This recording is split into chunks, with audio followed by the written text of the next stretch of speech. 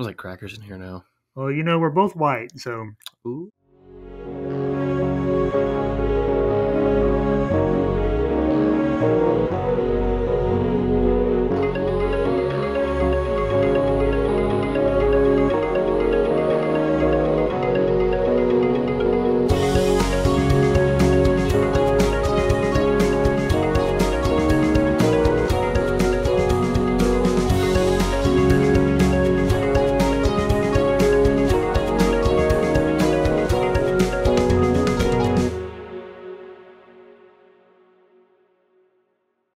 Howdy, Roundabout. Welcome back to another episode of Al Pacino's Prison Scene. This is, I'm Thomas, your co-host, and the other host is Jake. I'm from the South, the deep South. Okay, so this week, it's not a fishbowl. We haven't had a fishbowl in a while. That's okay. We'll get there eventually. We gotta learn how to breathe before you learn how to swim. Say breathe? Yeah. Okay. Because you can't breathe in a fishbowl, obviously. Well, unless you're a fish. Or Mysterio. True. Or me that one time when I put that light bulb on my head. Yeah, but your face wasn't. We'll tweet that if we remember. But this week, from I believe Nighthawk, we have an email. Jake, do you want to read us the email? Yeah, should I read it in Nighthawk speech or just regular?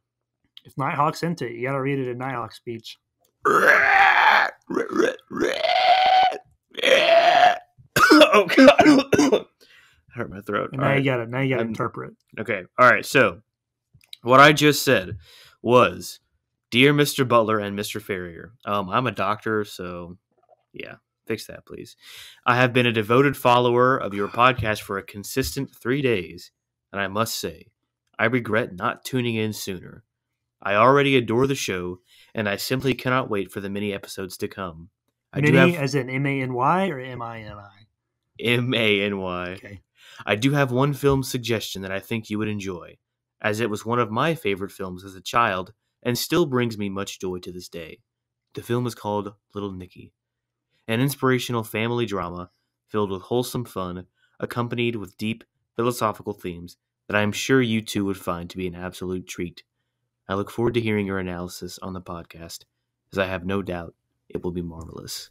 Sincerely yours, Nighthawk." So you're talking quiet again. I'm not trying to. You never learn from your mistakes.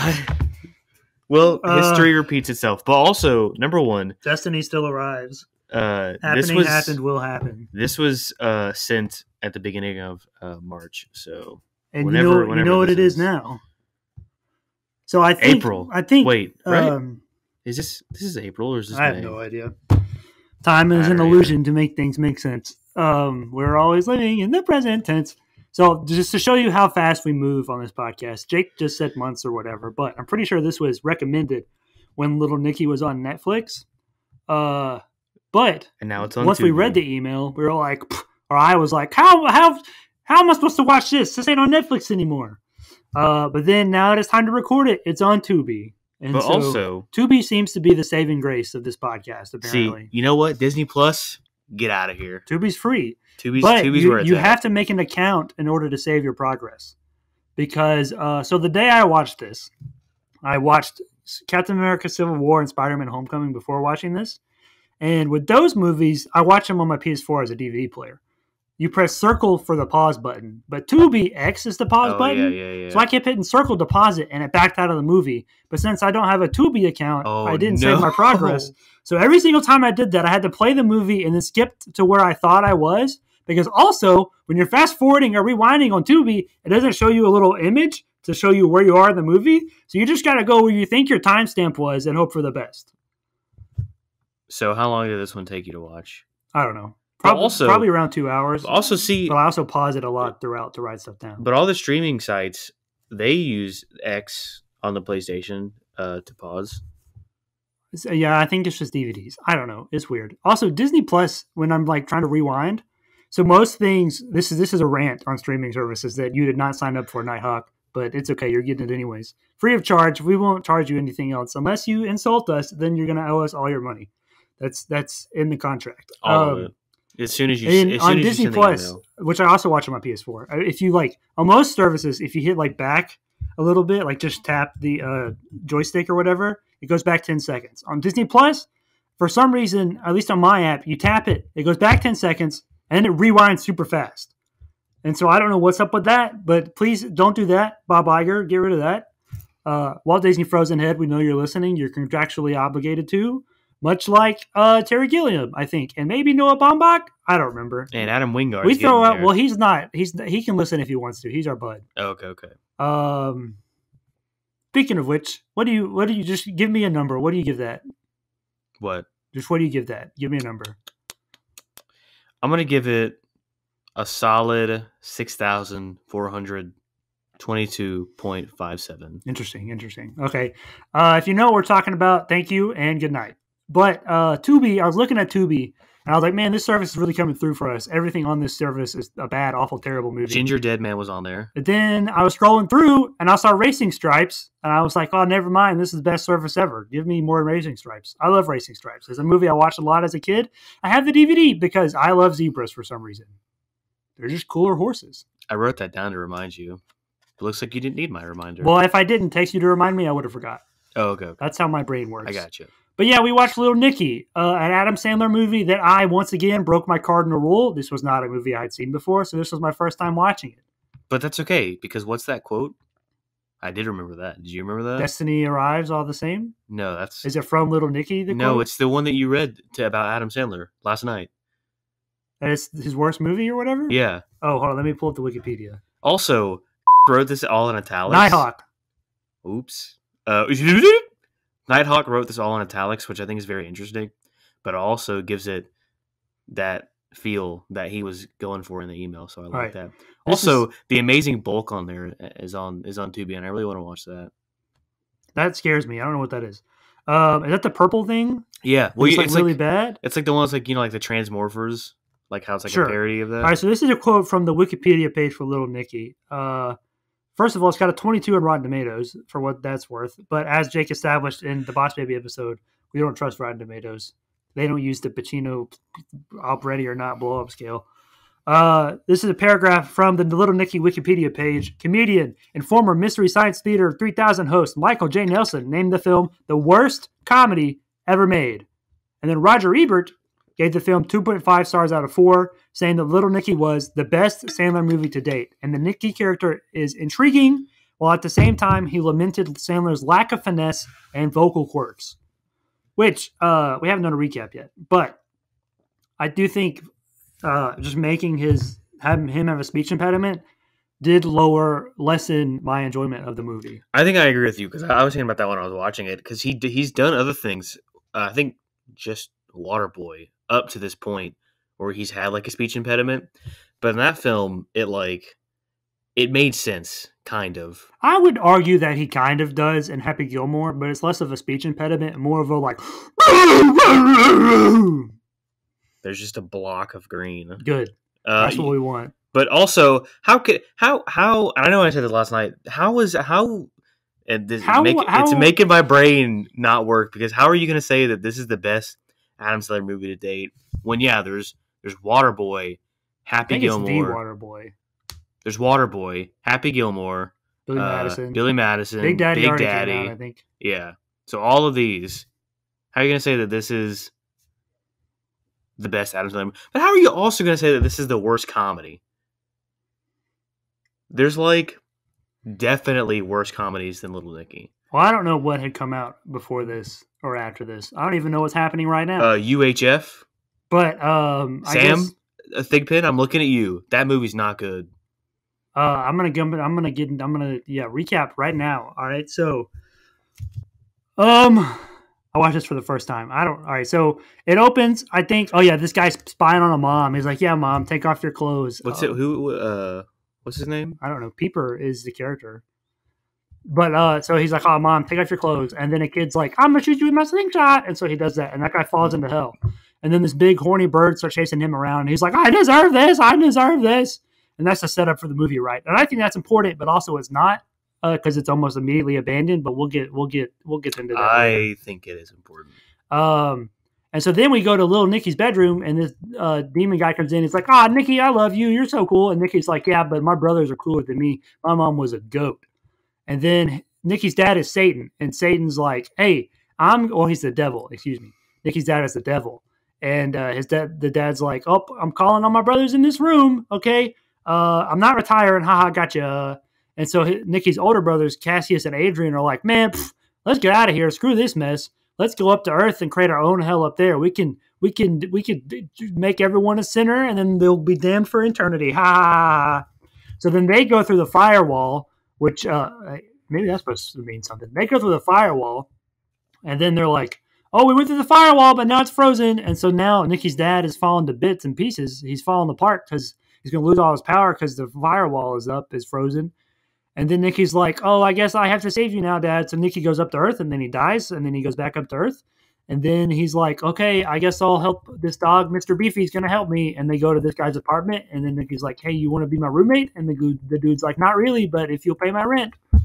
And so then he becomes his roommate, and then Nicky's like wandering around. He's like, oh, who's going to be my brothers? Is it this blind guy who is Quentin Tarantino for some reason?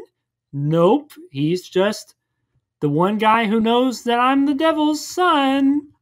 And then so Nicky's watching all these people, and then he falls in love with this girl, and Patricia Arquette is the girl, and she's like, hey, go get your flask back. So Nicky's got this magic flask, and then he has to trick his brothers into drinking it so that they'll get sucked in the flask, because both of his brothers have to return to hell at the same time, otherwise the wall won't break.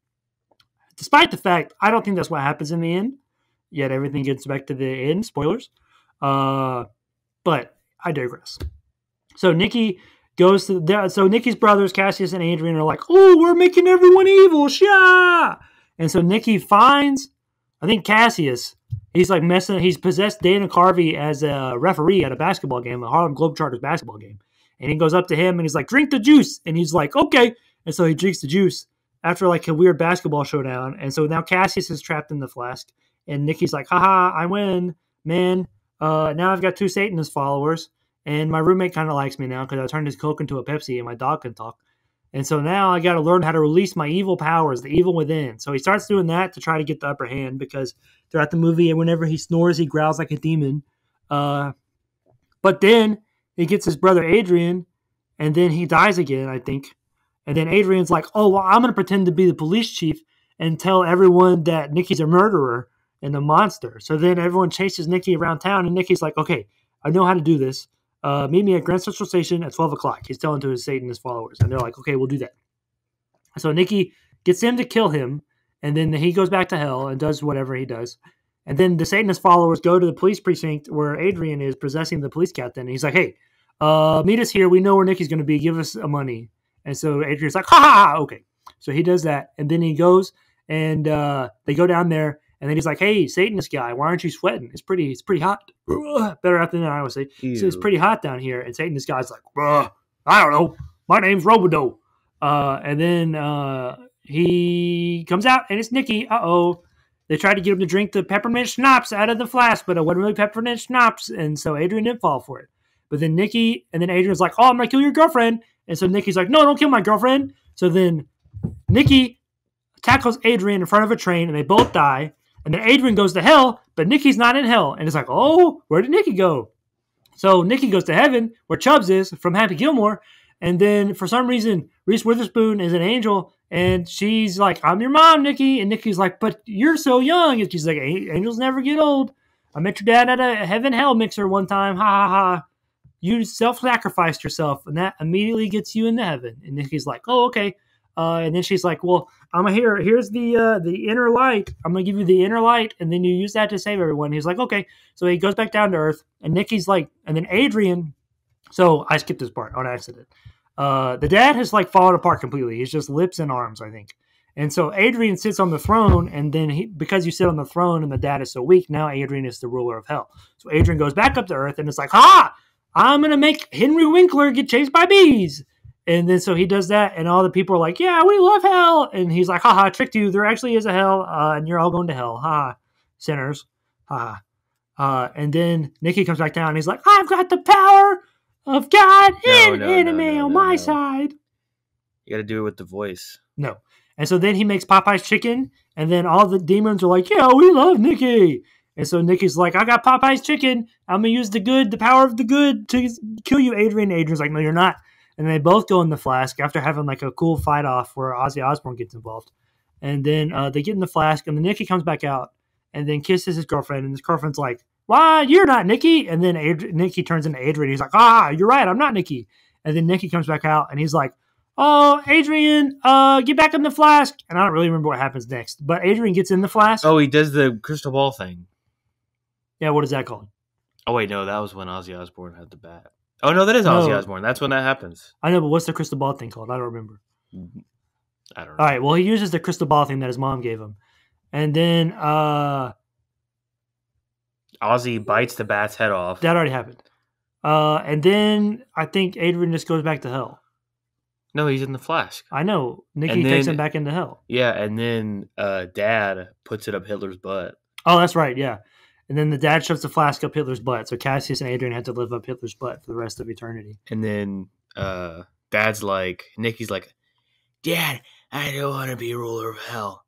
And Dad's like, "I still love you." Oh, that's right. And then the dad, Satan, sends Nicky to Earth because he's the balance between good and evil. He's the son of an angel and the devil, so he bridges the gap, and he gets to rule Earth, or live on Earth, because he doesn't belong in heaven or hell. And that's the movie, and it ends with like a little title montage, shows you what everyone's been up to. And the one thing that's important is that his mom fell in love with her fitness instructor, Chris Farley, because Adam Sandler was good friends with Chris Farley, and he died 3 years before this movie came out. And so that's a good tribute to his good friend. That's the movie. All right, that's a wrap. Nice having you guys. All right, Thomas, what do you think this is about? I think it's pretty obvious what this is about, and it doesn't go any deeper. The balance between good and evil. Interesting. So I agree with you that that's definitely there, but I think there's something a little bit deeper. I think there's something about, and I formulated this while I was pooping when you texted me, if you want to do it now. So I haven't actually formulated this. Okay. But I also think it might be about like being yourself and like not worrying about fitting in, but going where, your heart leads you or whatever. Right. And so you have said before, I think you said in Dungeons and Dragons, every movie merits 3 viewings. 1 to just enjoy it, 2nd to analyze it, and I don't know what the 3rd one was for. 3rd one was just to like further analyze. So further analyze it. So you have what you think it's about, and then you watch it again to either support or dismantle that. Right. And so, as I said, this is the first time I've seen this movie. However, as soon as it begins, there's this dichotomy, this contradiction is built and immediately that I think is emblematic or representative of what the rest of the film is going to be. So it opens. About John Lovitz? I don't know what you just said. No, that's the guy who's peeping. Doesn't matter.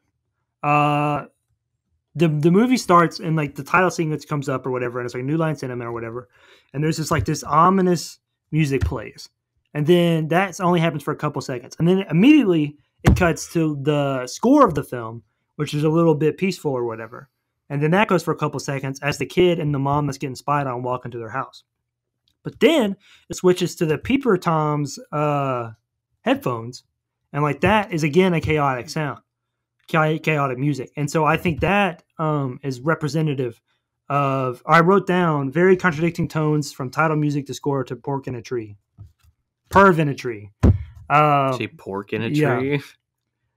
So but I think those contradicting tones are done on purpose and are meant to establish the conflicting nature that is present within Nicky, because he is both of heavenly and hell descent. Yeah, I agree with that, but I also think that I don't think Nicky ever really does anything like evil, I guess, but also at the same time, the hell that's presented here isn't necessarily evil either.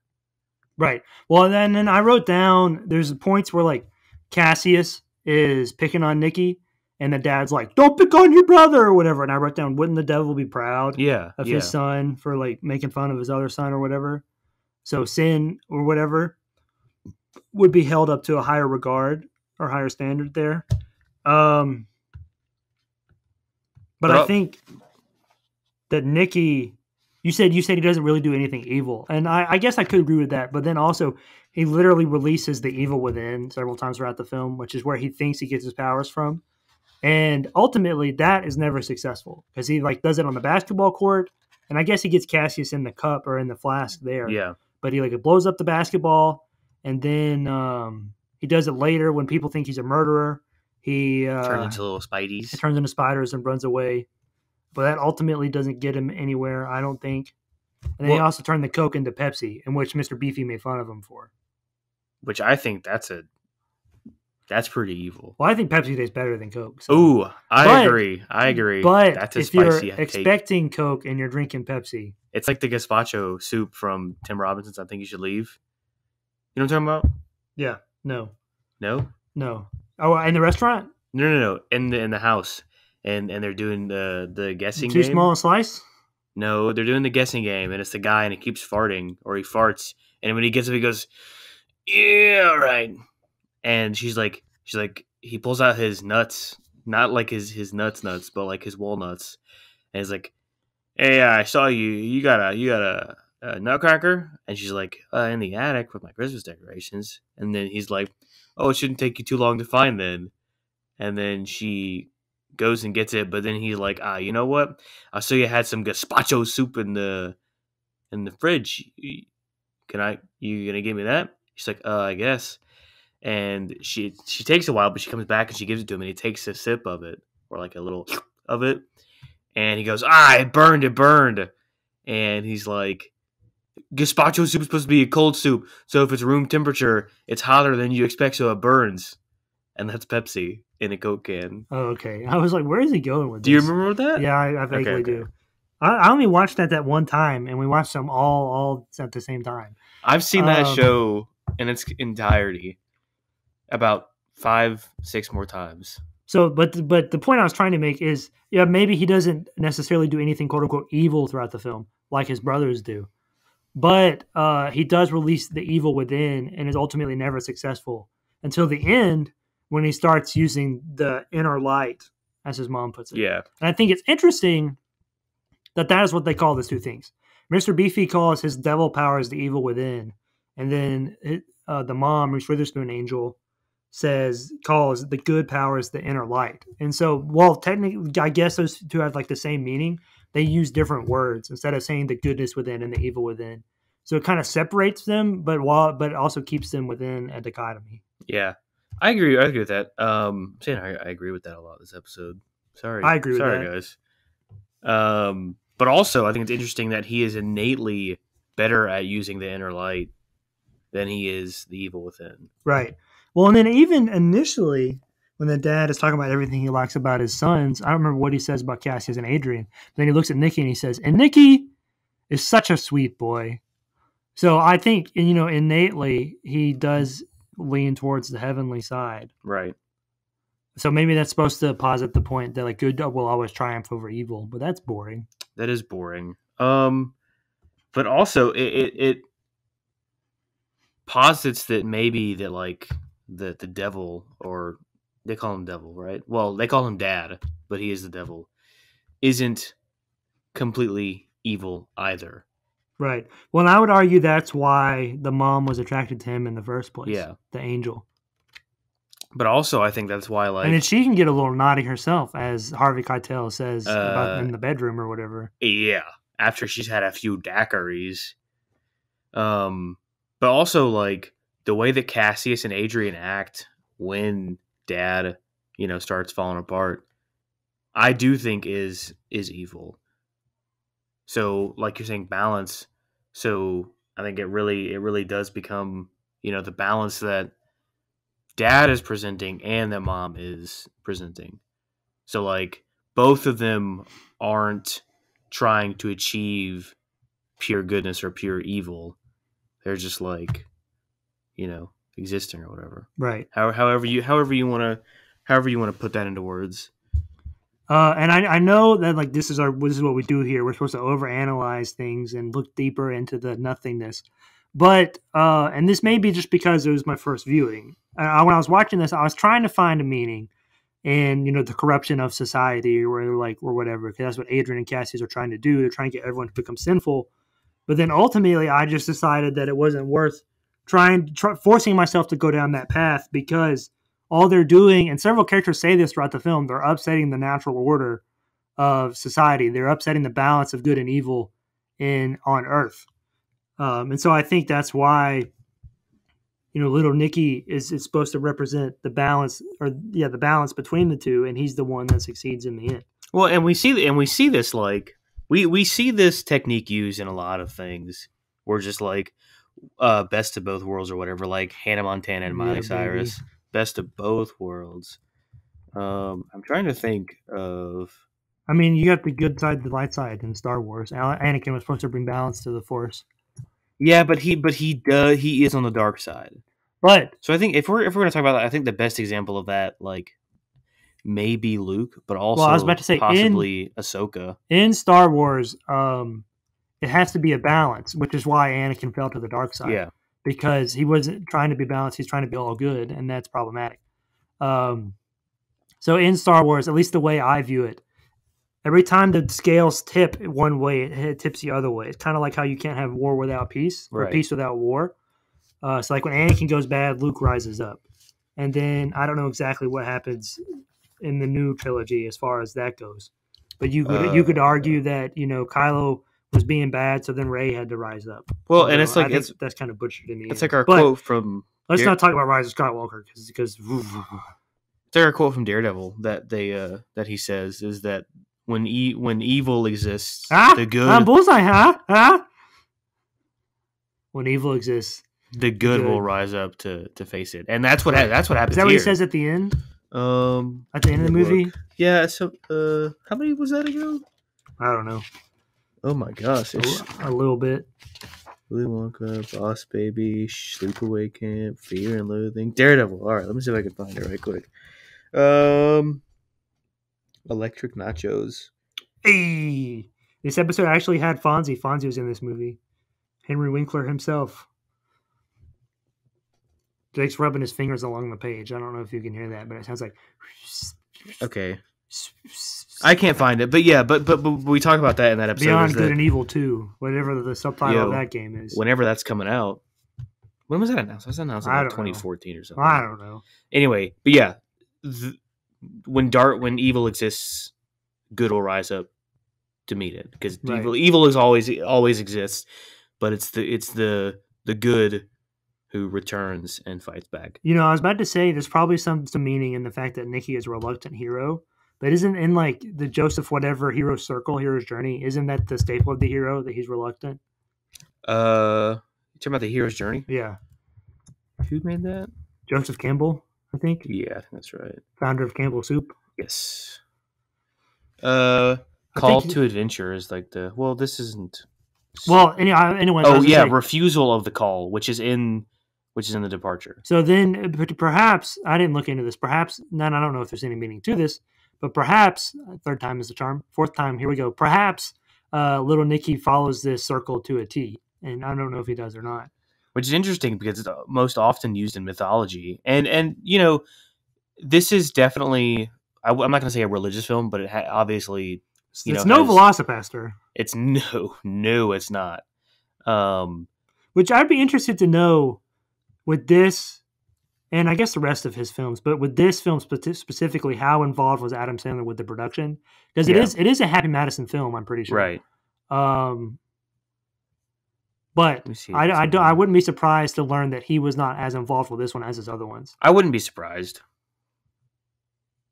Because I do think this is obviously one of his lesser known, but I do think that this isn't one of his best, unlike Roger Ebert said or whatever, yeah. I'm of the opinion that if you mix both of those two sentences I read, then that encapsulates this. Encapsulates. This, and I haven't seen every Adam Sandler film, but this to me is the weakest of the ones I've seen, I think. Which could be a testament to his lack of involvement on the production side. Possibly. He was an executive producer, but I don't know how much. Well, that's probably mainly just because of it was his company. Yeah. Well, what was I going to say? But I was going to talk about. I think that, as we said in Grown Ups, most of his films speak to themes of family. Yeah. And in Grown Ups, it was their friends or family or whatever we said. Mm-hmm. I don't remember. Friendship is a Cult. That's the name of the episode. And I think those elements are present here, but because of the religious aspects, that meaning gets lost. Because I'm pretty sure in that episode we stated that most of his films have that meaning of family, and we mentioned like Bedtime Stories, Jack and Jill, etc., etc. Right. But I don't really know if that's present here. Well, because he's fighting with his family, but he doesn't ever reconcile with his brothers. That's true, but also I think that plays into part of good versus evil, or the balance of good and evil, and they are just too evil, right? So they got to go. But also, Rodney Dangerfield as Mr. Satan was just weird. I did not like that. Mr. Satan, he's the granddad. The granddad. Okay, yeah. You know what I did like? I'm not a fan of Rodney. I guess I did like Harvey Keitel. He was pretty good, which I'm interested. I wouldn't be surprised to find out that he only did this because Tarantino told him to. Yes. Because it's weird to me that I do want to get to that. I do want to get to that. Hold on. I want to get to that. But you keep taking me off my course. I was going to talk about how I was going to go back to the Daredevil thing again, is how we're set up in this world of evil, and then Nicky comes out and he's good. Right. I lost my train of thought on that, but that is something that's present here. But I forgot what I was going to say about that. But what I will say about family is, I don't think he necessarily has to reconcile with his brothers, because I think his brothers are absolute bozos, gobos. So I think that's okay. But I think that he does. Number one, there's something about family because he meets his mom. Right. And also they talk about his mom being a goat, which the goat is often symbolic of Mr. Satan. Tumnus was a goat. He was. Well, kinda. And he was kind of a bad dude. He's a satyr. Satan, all I'm going to say. But most recently what we watched, The Vivitch with Witch. Black Phillip. Right. So he was Satan. So I think that. I don't know. What were you gonna say? I said, was he? I don't know. I've got thoughts about that film. I don't think the ending is real. Well, I don't like that film anyway. Sorry, Underwood. Anyway, but it's interesting that I'm just gonna call him Black Phillip now. Black Phillip is Nicky's mom, but Nicky's real mom is an angel. But also, Nicky's real mom isn't on the same level as Dad. But also, is Dad Satan? Because they don't say Satan. No, so I would assume that the granddad is Lucifer, and then he's the one who fell from hell or whatever, because he's like, I founded hell. Blah, blah, blah. Okay. And so then the dad's just his son. Okay, all right. But I mean, like, the Earth followers or whatever say Nicky's the son of Satan. But that's all. Oh, you're talking about... which is weird. It's weird that the satanic worshipers are the good guys in this movie. I mean, in this movie, that's not weird, but that's a weird concept to think about. Is it? What? Well, okay, I was going to say, I guess in the context of the film, it's not weird. Yeah, no, but just the idea of the satanic worshipers being the good guys. Speaking of, I love those two, but I like Pete more. Is that Robidoux? Yeah. Well, I looked them up because I thought one of them was someone else. But they're just Adam Sandler's friends. They're in like all of this stuff. So he just puts them in everything. Yeah. But honestly, I'm okay with that because I love seeing just like a bunch of like little characters, especially like Rob can do it. Yeah, Rob Schneider's guy. What does he say again? I just said it. No. But he says a second thing. Oh, the bees on Winkler. You can do it. And there's a third thing he said. Yeah. I don't know. I have some. Anyway, yeah, I like that. What was I talking about? Which his favorite character in Adam Sandler's movies to me is Bedtime Stories because he tries to sell him a Ferrari, but Adam Sandler won't buy it. Yeah. Have you seen the Spaceman song? No. I'll have to show you that. Okay. Anyway, but the family part, and so maybe like maybe it's relational values. Because the reason he goes back to Earth is because of Valerie. Valerie's mom. What are you doing? Stacy's mom. Okay. Well, I was doing a song that's from an Alexa commercial. I did not. I didn't know that. Yep, I figured not. But yeah, so there's also Valerie, which is why he goes back in the first place. Trisha Arquette. And then he's friends with Beefy, and then he becomes friends with his roommate, and then those two devil guys worshippers, Pete and John, which I thought that they were talking about like the disciples, Peter and John. Well, John isn't a disciple, but he's a religious figure. Well, maybe. Well, he's not one of the 12 disciples. John isn't, but there's also a couple Johns. Where's Kyle? Kyle, you know what I'm talking about. Anyway, but then it turns out that their names are Peter and John, Jonathan. So I wasn't sure if that was a thing or not. But if we're to assume that everything's intentional, then I'm going to say yes. But it's intentional because that's their names. Yeah, and that's what I'm saying. I thought when I was watching it, I thought like, oh, maybe this is intentional. Just since we're throwing in a lot of religious aspects, then maybe this is just another one. But also it doesn't quite work because Cassius, Gaius Cassius Longinus, one of the guys who killed Caesar? Yeah. But also the Longinus spear, number one, is an Evangelion. Evangelion. But also the Longinus spear Longinus is the guy who stabbed Jebus with the spear, with the Holy Lance. Okay. And then Adrian was just a pope and an unsuccessful peacemaker. He becomes a pope or a Christian or a church guy in this. He possesses one. He does. But I was thinking that was going to go somewhere, but it didn't. Let's write those names down. Okay. Back to the relationship thing. Well, I'm waiting for you to talk about Tarantino. You said you're going to talk about him. I am going to talk about him. Okay. But I'm not going to add on to anything you say until you start talking about him. All right. Well, Tarantino is the deacon, which the first time I saw this, I was freaking out because I was like, holy shit, it's Tarantino, because I was not expecting that at all. And then you know who he is? He's our favorite character type. Blind people? He's the old man that nobody listens to. Oh, okay. That's always right. Yeah. Like Crazy Carl or whatever his name is in a Sleepaway Camp. Ralph, is that his name? Not in Sleepaway Camp. Oh, Jason X or whatever. Friday the 13th. Halloween.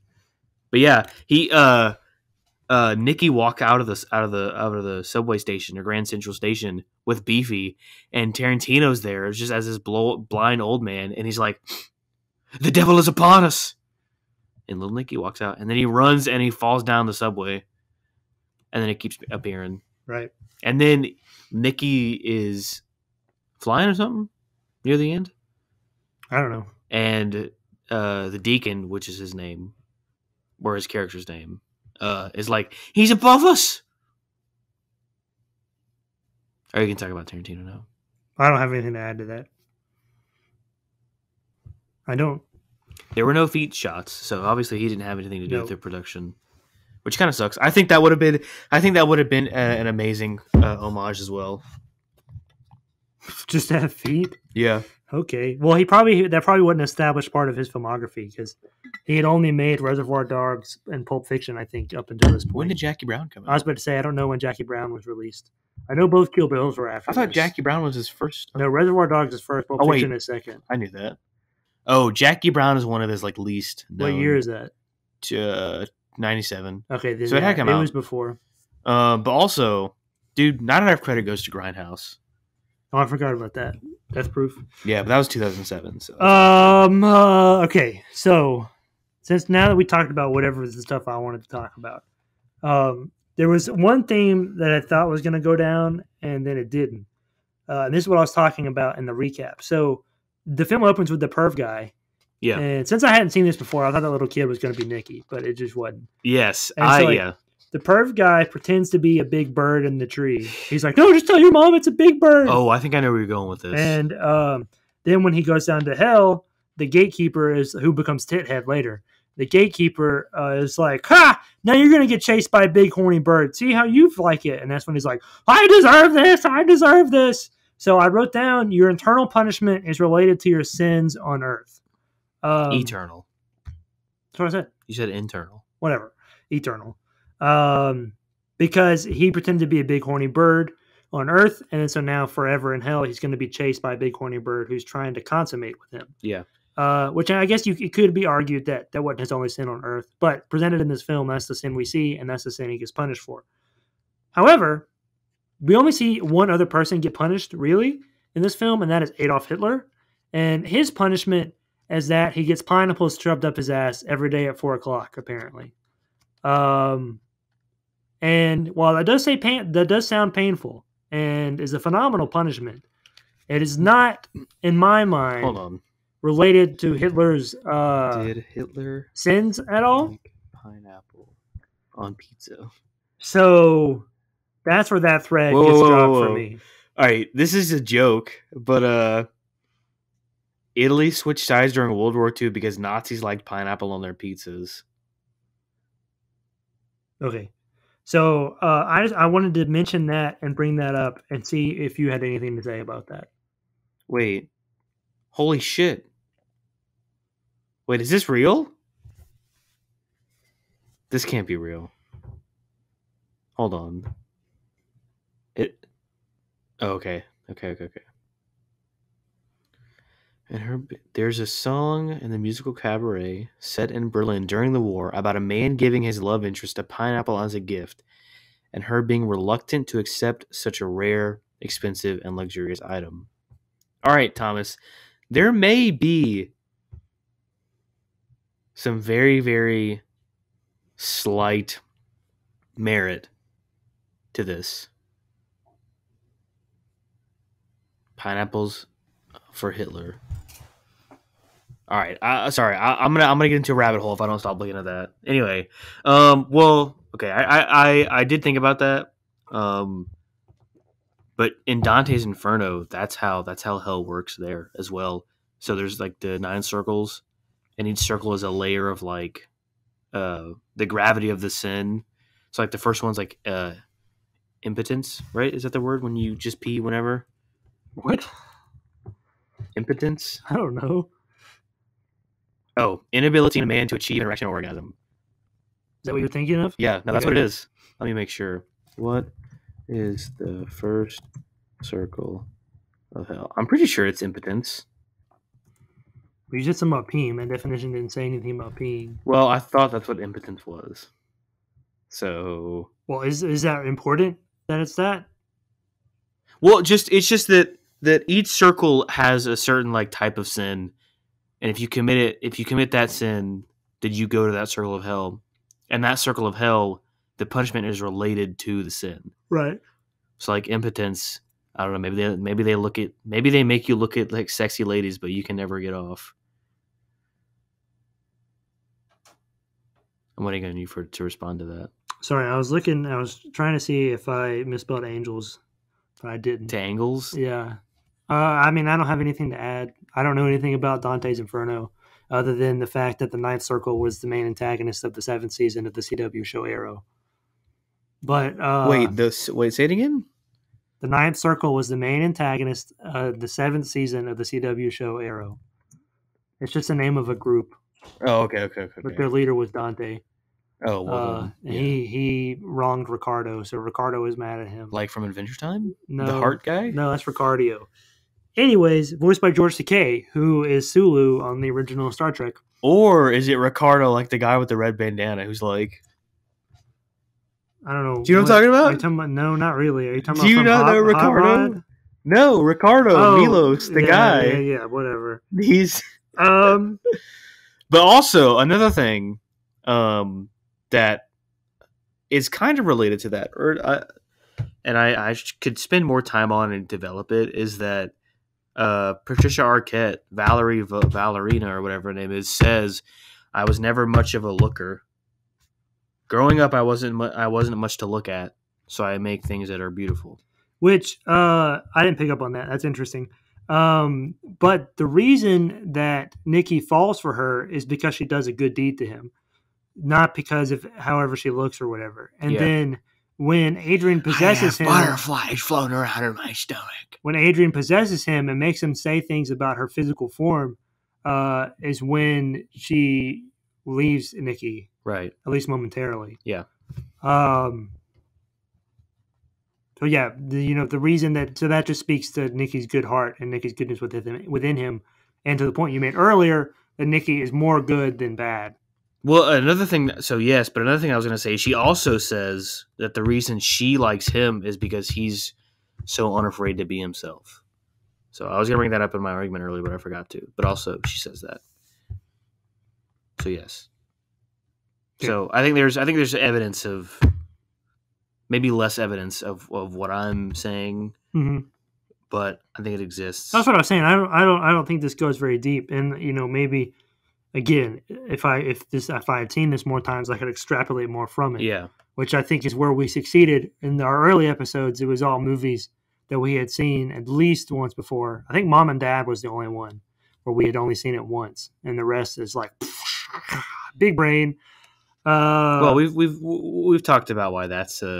But there are a few other smaller things in here that I think are interesting. I don't know what they're relevant to. Number one, Al Pacino was in this movie, kinda, so that's cool. What? During the Scarface scene, they edited over his face. Yeah, so that was the beginning of Jack and Jill. I think, in my mind, that's where it all started. That's where Al Pacino met the bane of his existence, right there. Dunkachino. Which, if you're listening, Al, we'd love to have you on to talk about Jack and Jill. But if you're on, you have to talk about that movie. You can't talk about any other movie. And I want to hear you sing the Dunkachino song. Dunkachino, live on the air. But I also want to hear, she's got a great ass. But there's a Superman reference in here. So there's a lot of references, and I have a feeling there's a lot of small references. I have a feeling that those are what's going to help tie this movie together. There's a Superman reference in here, which happens after Nicky has been scorned by Patricia Arquette. Is that her name? Yeah. And Valerie. What do you mean? You said it like... I know, but I couldn't remember if that's the right first name or not, if I was just making that up. He goes to her, to see her, and she, pepper sprays him, and he's like, ow! And then she's like, oh, Nicky, don't fall! And then he's like, okay, and then he's stops, freezes. He freezes above the ground and floats back up a little bit. And then this whole thing about believing in yourself or whatever, so maybe that's a meaning there. Maybe that's like Peter Pan, whatever. But then he grabs her and then flies her around the city. Have to believe. And that's what happens in the original 1970s Superman movie. Superman does that with Lois. So I thought that was weird at the time. But now thinking about it, that just further speaks to Nicky being a good person, I think. Yeah. That it's likening him to Superman, specifically the Christopher Reeve Superman, which is this American Idol that we should all aspire to be. I like Clark Kent better. I mean, Henry Cavill better. Well, have you seen the Christopher Reeve movies? It's been a long time. Exactly. I know that he's in the Ice Palace. The Fortress of Solitude? Yeah. Okay. Have you seen this Family Guy one where I don't watch Family Guy. Where Peter goes to the Fortress of Solitude and the old, Hispanic maid is there, and she goes, no, Mr. Superman, not here right now. No. But yeah, that's the reference I wrote down because it felt weird to me at the time, but I think now it makes sense for the overall depth of Nicky's character. So speaking of Nicky's character, number one, his outfit in the beginning is kind of funky. He's got the horn shoes, but also he's in a room that's heavy metal stuff, and he's playing the guitar, which I feel like is a reference to Bill and Ted. Interesting. Which, well, in the second movie they go to hell. They do, and they play with the devils in their band or whatever. Is it? It's Death. I haven't seen it. Death. I don't know. Death plays in their band, and in the third one he comes back. Which I need to watch that again.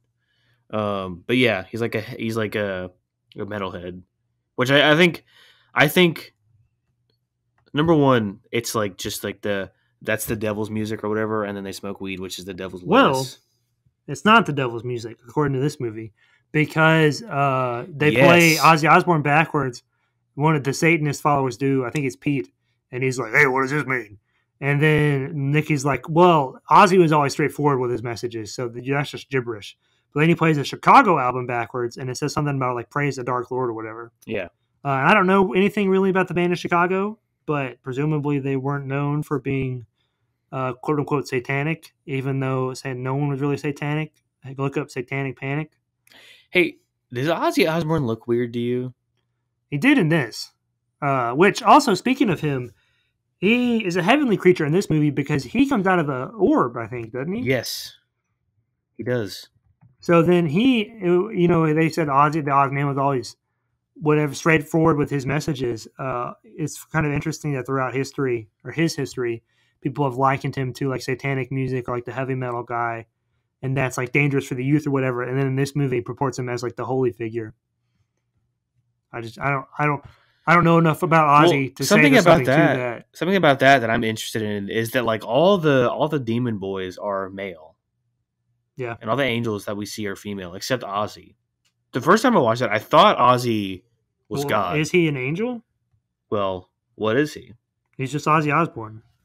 What is Ozzy? So do you think that like... Oh. Do I think what? Okay, so I didn't know this. Musician Ozzy Osbourne portrays himself in Little Nicky and recreates an infamous on-stage moment by chewing into a live bat. Yeah. You know about that? He used to hit off a bat? No, I didn't, but that's very gross. Which is definitely I would say, around, the time that he was, like, at his peak, I would say that that's definitely a satanic image. Yeah, and then, and then obviously the reason he was put in this film was to make that joke. But the fact that he's on the heavenly side, I just thought was interesting. Man, that makes me wonder what he is. He's just Ozzy Osbourne. Yeah, but oh look, oh no, that's a tit guy, which is funny. So what do you mean what he is? Well, no, I guess if he is Ozzy Osbourne, then like but God gave the ball to Holly to give to Little Nicky.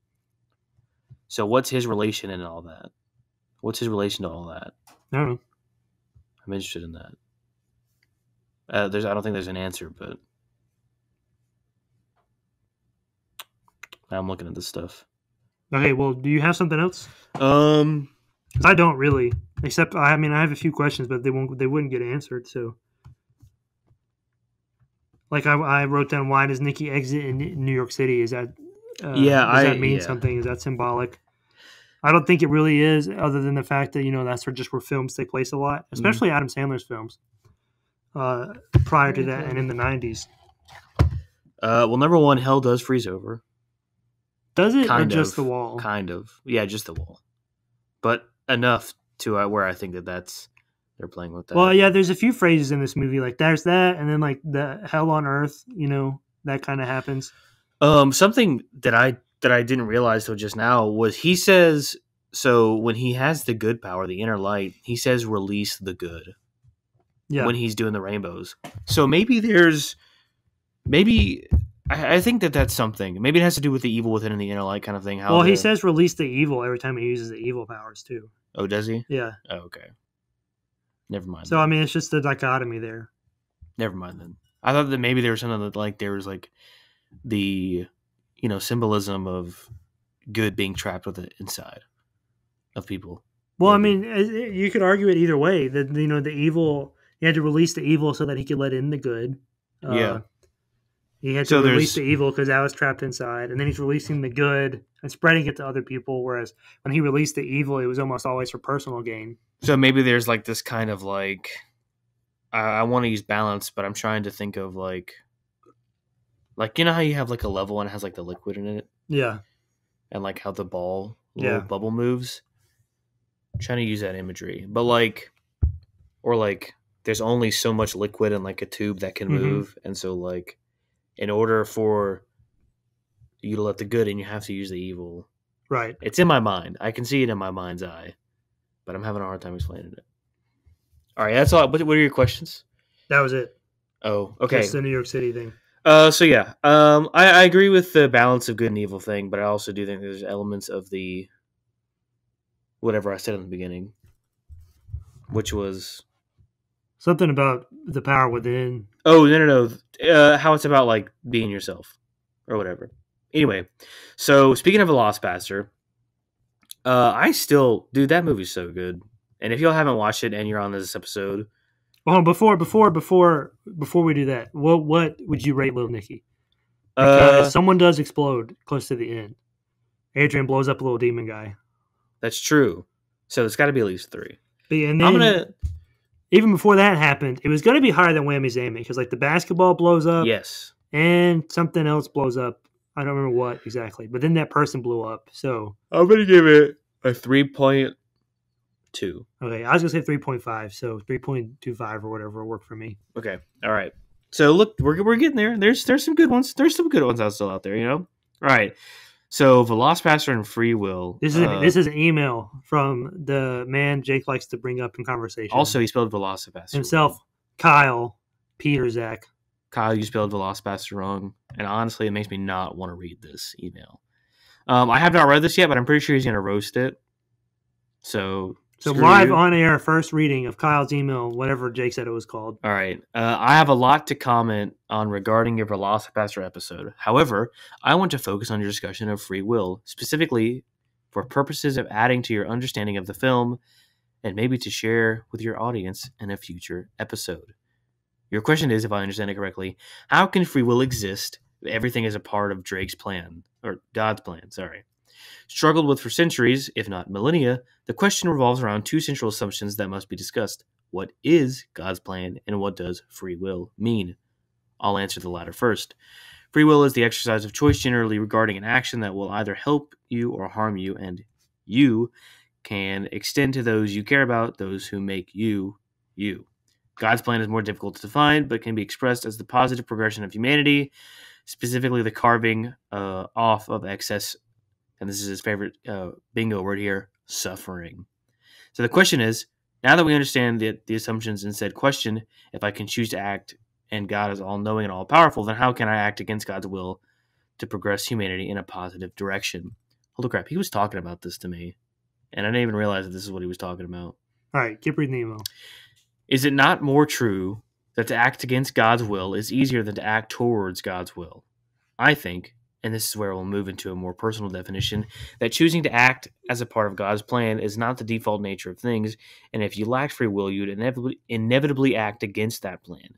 So, for one to have free will is to assume that God has a plan for the betterment of humanity, because without free will, there is no positive change.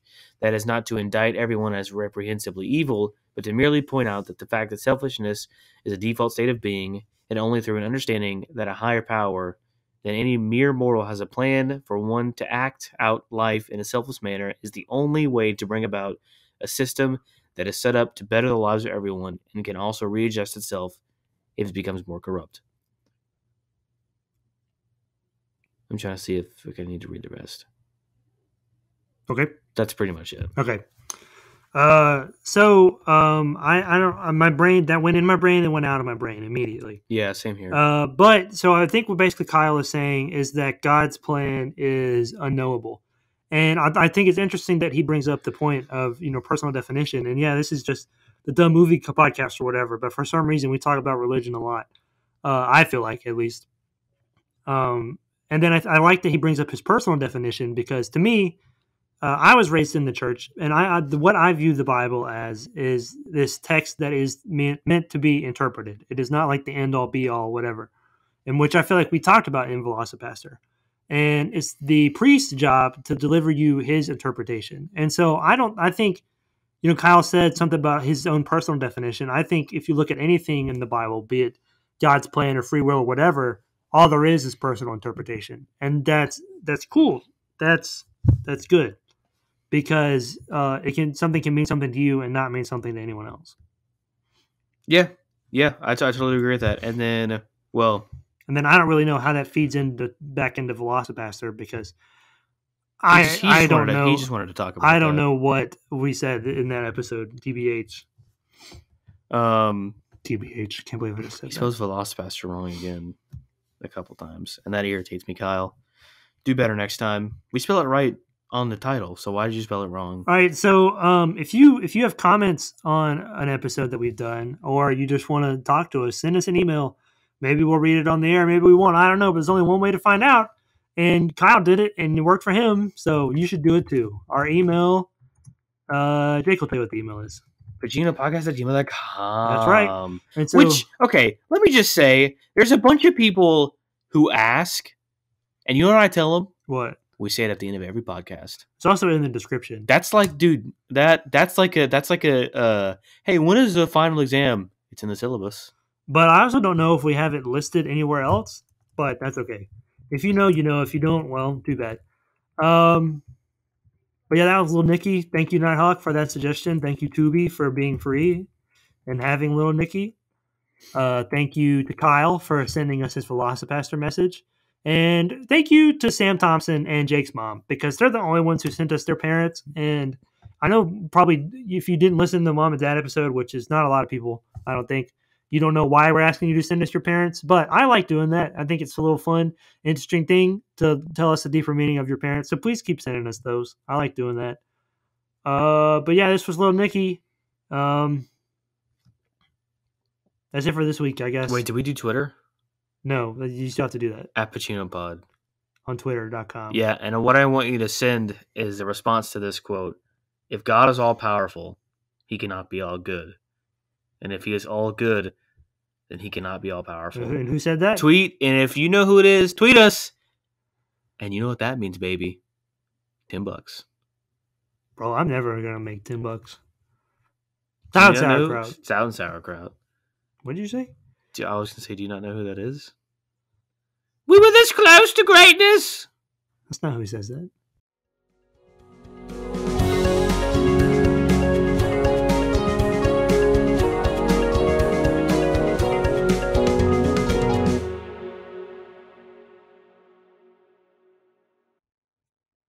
Baba.